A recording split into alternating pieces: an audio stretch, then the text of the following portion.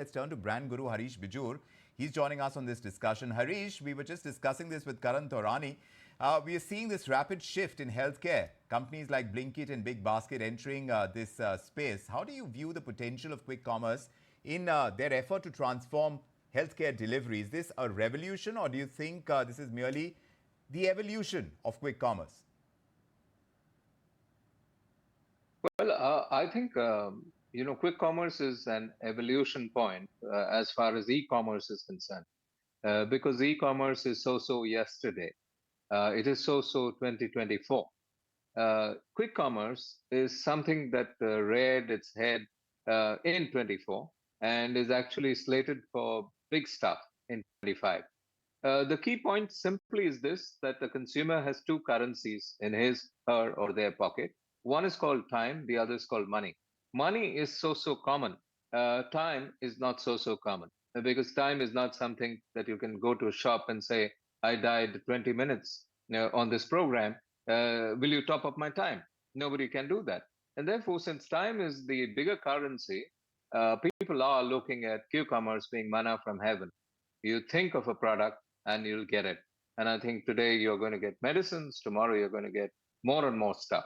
So we're going to climb the hierarchy of products in q-commerce. How real are the risks of perhaps counterfeit or unauthorized drugs entering the supply chain through these quick commerce platforms? Well, it's who you trust. Because, if you trust a Blinkit, or if you trust a Tata brand, you will go to them. Because at the end of the day, the aggregator is the brand. So you might be going to a Big Basket fundamentally because you trust Big Basket. And Big Basket, hopefully, is not going to get products which are going to be counterfeit, duplicate, etc. So at the end of the day, it might even appear that, if you want to get the most reliable products which come from the mother brands, you must go only to a Big Basket, or you must go only to a Blinkit. So I think the intermediary is the brand, and that brand value these guys are going to bring to the market. I don't think we need to worry about counterfeits of these platforms. The infrastructure is ready to handle this kind of fast-paced demand scenario, especially when it comes to logistics and regulatory compliance, which would be stricter in healthcare as opposed to other forms of e-commerce that we've seen, which you say is very 2024. Yeah. Healthcare has gone through the ringer. N numbers of people have actually entered it. There was Farm Easy at a point of time. There were 23 different portals which entered. As long as 6.5 years ago. None of them have survived really in a significant manner because, the share of medicines is not so large. And if you're doing only medicines, there is a problem. So I think if you're talking of a quick commerce site which does more than medicines, then that's an answer. So a Big Basket doing medicines, or maybe a Blinkit tomorrow doing medicines, it will work because you're holding a whole portfolio of products. As far as infra is concerned, it's easy infra. It's cheaper infra because we're really talking about cloud storage. We're talking about cloud stores. You were talking about dark stores.